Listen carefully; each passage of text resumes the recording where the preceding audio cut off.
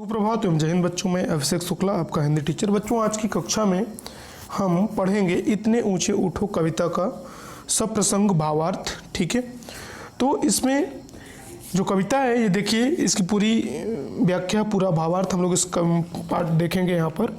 ठीक है, इसमें जो संदर्भ लिखना होता है वो संदर्भ आप इस प्रकार से लिखते हैं कि प्रस्तुत पद्यांश हमारी पाठ्यपुस्तक हिंदी उत्सव पाठमाला कक्षा 7 के इतने ऊंचे उठो कविता से ली गई है। इसके रचयिता श्री द्वारिका प्रसाद माहेश्वरी जी हैं। ये आपका संदर्भ होगा ना। उसके बाद जैसे मान लीजिए आपको पहले पद्यांश का भावार्थ लिखना है, पहले पैराग्राफ का भावार्थ लिखना है कि इतने ऊंचे उठो जितना उठा गगन है, देखो इस सारी दुनिया को एक दृष्टि से, सिंचित करो धरा समता की भाव वृष्टि से, जाति भेद की धर्म वेश की, काले गोरे रंग द्वेष की ज्वालाओं से जलते जग में इतने शीतल बहो कि जितना मलय पवन है। अगर यहाँ तक आपको भावार्थ दिखाना है तो इसका प्रसंग आप लिखेंगे। प्रसंग आप इस प्रकार लिखेंगे कि प्रस्तुत पंक्ति में द्वारिका प्रसाद माहेश्वरी देश के बच्चों से यह कहना चाहते हैं कि सारे भेदभाव मिटाकर आपसी प्रेम और सौहार्द का वातावरण बनाओ। ठीक है, ये आपका हो जाएगा प्रसंग। अब भावार्थ पर हम आते हैं। अब इसका भावार्थ देखिए। भावार्थ ये है कि इसमें कवि कहना चाहते हैं कि हे बच्चों, तुम और तुम्हारे विचार आसमान की तरह ऊंचे होने चाहिए।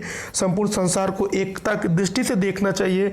किसी भी व्यक्ति के प्रति कोई भी भेदभाव नहीं करना चाहिए। सबको एक दृष्टि से देखना चाहिए। अपने इसी भाव से संपूर्ण छटा को सिंचित करो।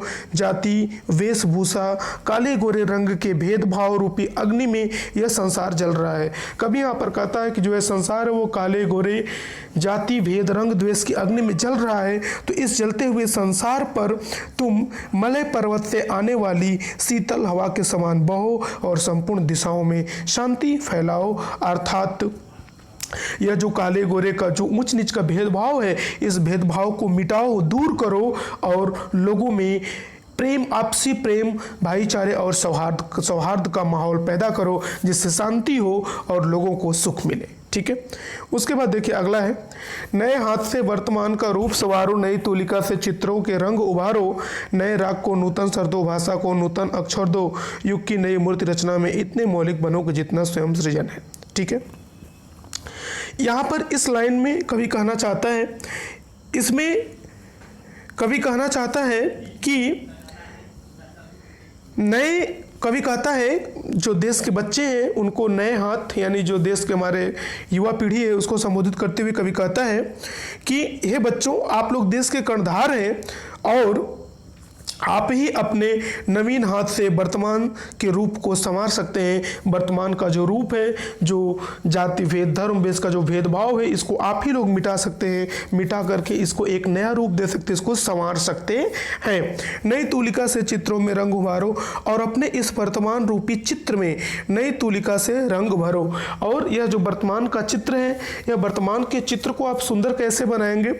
जिस तरीके से किसी भी चित्र को पेंट करने से, रंग कलर करने से चित्र सुंदर बन जाता है, उसी तरीके से वो कहते हैं कि तुम अपने नवीन हाथ से इस वर्तमान के रूप को सुंदर बनाओ। वर्तमान समय में जो लोगों के अंदर भेदभाव द्वेष है, इसको मिटा करके आपसी भाईचारे सौहार्द का वातावरण बनाओ, जिससे कि यह सुंदर बन सके, एक सुंदर युग का निर्माण हो सके। ठीक है, तो नई तूलिका से चित्रों में रंग उभारो और अपने इस नई तूलिका रूपी जो आपका विचार है ना, विचार रूपी जो तूलिका है, उससे एक नया चित्र, एक नया स्वरूप इस वर्तमान को दो।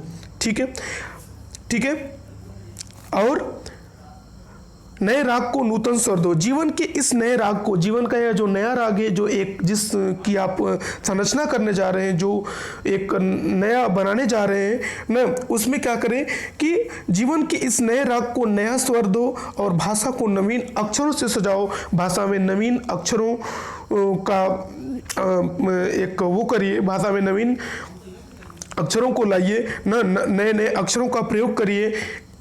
ठीक है, जिससे कि लोगों के अंदर जो ये इस तरह के भेदभाव, आपसी मतभेद हैं, ये दूर हों और एकता का वातावरण बने और एक नए वर्तमान का रूप बने, एक नए युग की।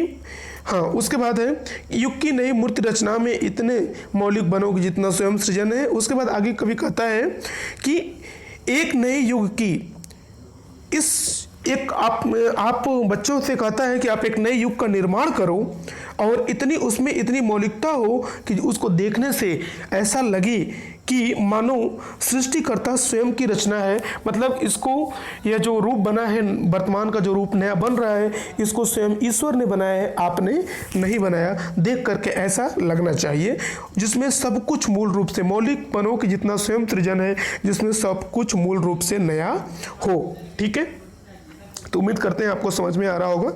ठीक है, उसके बाद भी अगर कहीं समस्या है तो आप जरूर बताइए। उसके बाद अगला है कि लो अतीत से उतना ही जितना पोषक है, जीर्ण शीर्ण का मोह मृत्यु का ही द्योतक है, तोड़ो बंधन रुके न चिंतन गत जीवन का सत्य चिरंतन, धारा के शाश्वत प्रवाह में इतने गत में बनो कि जितना परिवर्तन है। इस यहाँ पर कवि कहते हैं कि हमें अपने अतीत से उतना ही लेना चाहिए जितना आवश्यक हो। लो अतीत से उतना ही जितना पोषक हो। पोषक मतलब आवश्यक, जितना हमारे लिए जरूरी है।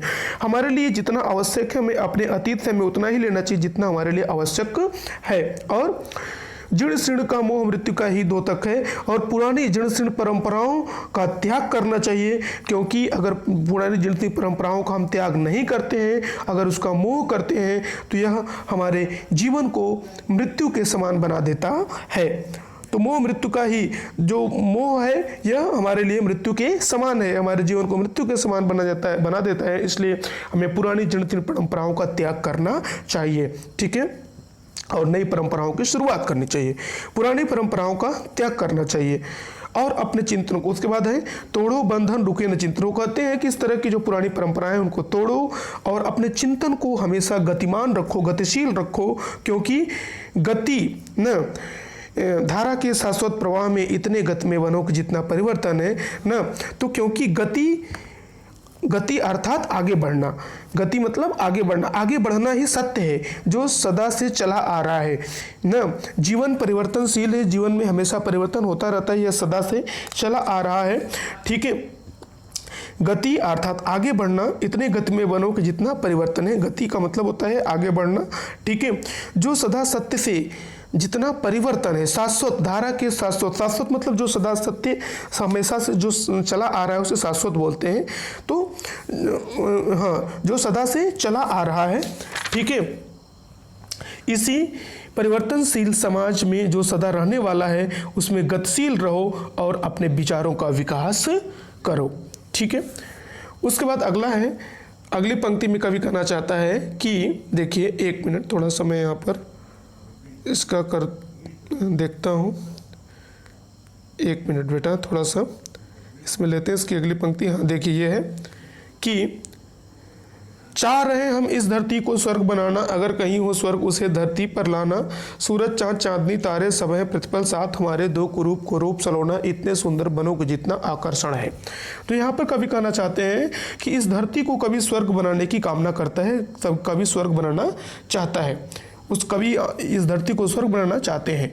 ठीक है, इसलिए वो कहते हैं कि अगर कहीं स्वर्ग हो तो उसे धरती पर लाने का प्रयास करो न। इस सुंदर कार्य में सूर्य चंद्रमा चांदनी तारे हर पल हमारे साथ हैं। सूरज चांद चांदनी तारे, सूरज चांद चांदनी तारे सब हमारे साथ हैं, स्वर्ग बनाने के लिए सब हमारे साथ खड़े हैं। ठीक है न, सब हमारे साथ हैं। असामान्य को सामान्य सुंदर रूप में ढालने का, और जो दो कुरूप, दो कुरूप मतलब जो खराब है, कुरूप मतलब खराब, भद्दे, दो भद्दी चीजें हैं उनको सुंदर बनाओ, सामान्य बनाओ न। रूप सलोना, सलोना मतलब सुंदर। ठीक है, भद्दी चीजों को, खराब चीजों को सुंदर बनाओ और इतने सुंदर बनोगे जितना आकर्षण है। और वो कहते हैं कि इतने सुंदर और कल्याणकारी बनो कि तुम्हारा आकर्षण बढ़े न, अर्थात तुम्हारे हाथों एक नई सृष्टि की रचना हो, एक नए युग का निर्माण हो। ठीक है, तो ये था पूरी कविता का भावार्थ। इस प्रकार से उम्मीद करते हैं आपको समझ में होगा। इसके बाद भी अगर कोई इसी प्रकार की कोई दिक्कत होती है तो आप मेरे फ़ोन पर कॉल मैसेज करके मुझसे बात कर सकते हैं, पूछ सकते हैं। ठीक है, मेरा फ़ोन नंबर है 9651675219, यही मेरा व्हाट्सअप नंबर भी है। ठीक है, तो मिलते हैं अगली वीडियो में। जय हिंद, जय भारत।